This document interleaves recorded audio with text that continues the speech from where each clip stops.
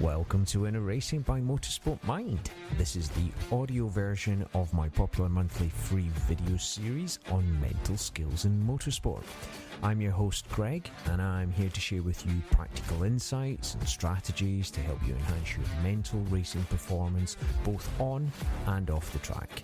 So get ready as we dive deep and explore the mindset behind successful racing, and as we look at practical ways that you can sharpen your racing mental skills performance and gain a competitive edge when you go racing.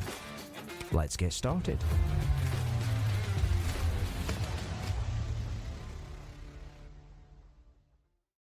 Hi everybody, and I want to take you through the season map.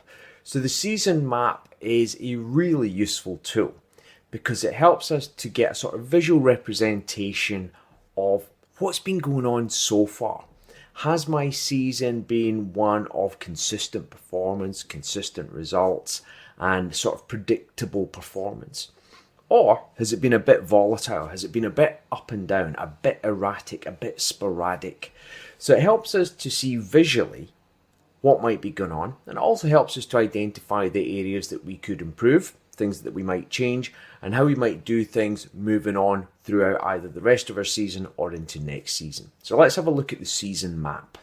So whether you're halfway through your season or it's the end of the season, you're looking forward to next season and you're looking back at your season and reviewing your results and your performance. Season map is a really simple tool to do, and all you're going to need is a sheet of paper. Okay, so what you're going to do is you're going to get a sheet of paper and a pen, because we need a pen as well, and you're going to draw on this sheet of paper a line. And that line is going to represent your race weekends. And what you're going to end up with is you're going to end up with what essentially also almost looks like an ECG. So you're going to see ups and downs, you're going to see spikes and troughs. You're going to end up, what you're going to do, you're going to draw a line, you're going to think about race one of the season or testing. Was it an up? Was it a down? Was it flat?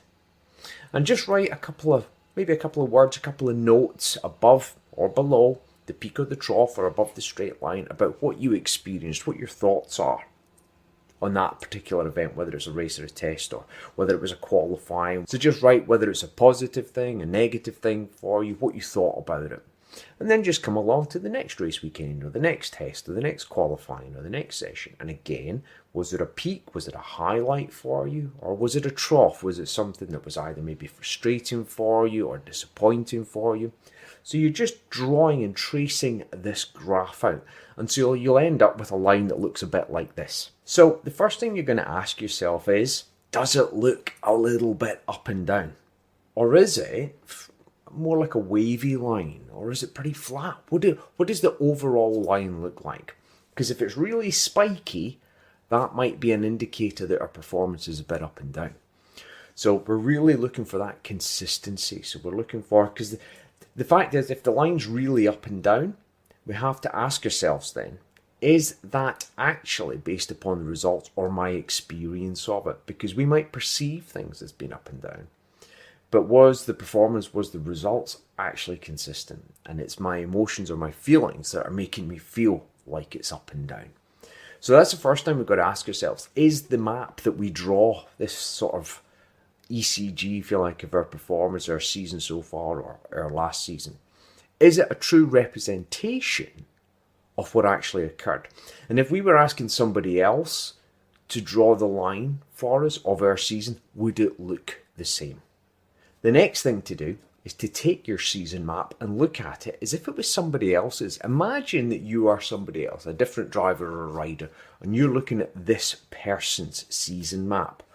What would you say about it? How would you assess it? How would you look at it and go, okay, well, this guy's clearly this, or this girl's clearly this, or they should be doing this, or it seems this. Think about the obstacles and the challenges. What were the things that contributed to the ups or the downs? What were the positive things? What were maybe the negative things? What were the things that impacted your performance so that you maybe didn't perform as well as you could? Remember, it's not just about the result, it's also about the performance. As you go through your season map and you think about each of the highlights or the troughs, and you're thinking about your performance, what were the decisions you made that were good decisions? What decisions could you have made better? What skills did you apply that worked really well for you? What skills, when you look at it, you go, oh, actually, I didn't pull that off, or actually, I don't know how to do that, So when you're looking at these peaks and troughs of your season map, you can also apply the 3 pillars. So when you're looking at it and you identify a peak or a trough, was it a technical thing, a physical thing, a mental thing? And then come up with an action plan of things that you can do, put into practice, or start to make part of your routine or learn before you go into the second half of your season or before your new season begins. So the season map is a really good way to visually represent to yourself what's been going on. Has it been an erratic season? Has my performance not been consistent? Am I viewing it objectively, or am I being emotional about it? Am I really invested in the result rather than the performance? And actually, somebody on the outside would actually see it very, very differently. What are the key actions I can take from this information? So, like everything, it can be a useful exercise, but what is the actionable information that I can take away from it? What are the small changes I can make that will make a real difference to my performance and my results? Because it's not about knowing these things, it's about doing the new things. It's about changing what we're doing, So look at your map, draw your line, think about your season, the peaks and the troughs, the things that have gone well, the highlights, the things that I didn't enjoy or things that didn't go well. Think about these things. What can we do from it? Think about the 3 pillars. Get a real visual graph. And then think about what would you like your next half of your season to look like?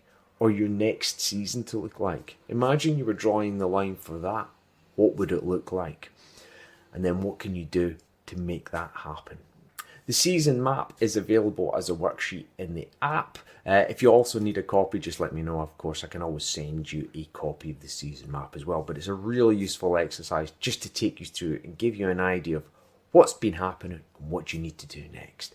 So any thoughts, any comments, any questions about the season map, of course, just let me know. If you want to work through it in a session, let me know, and I'll speak to you in the next video. Take care. Bye.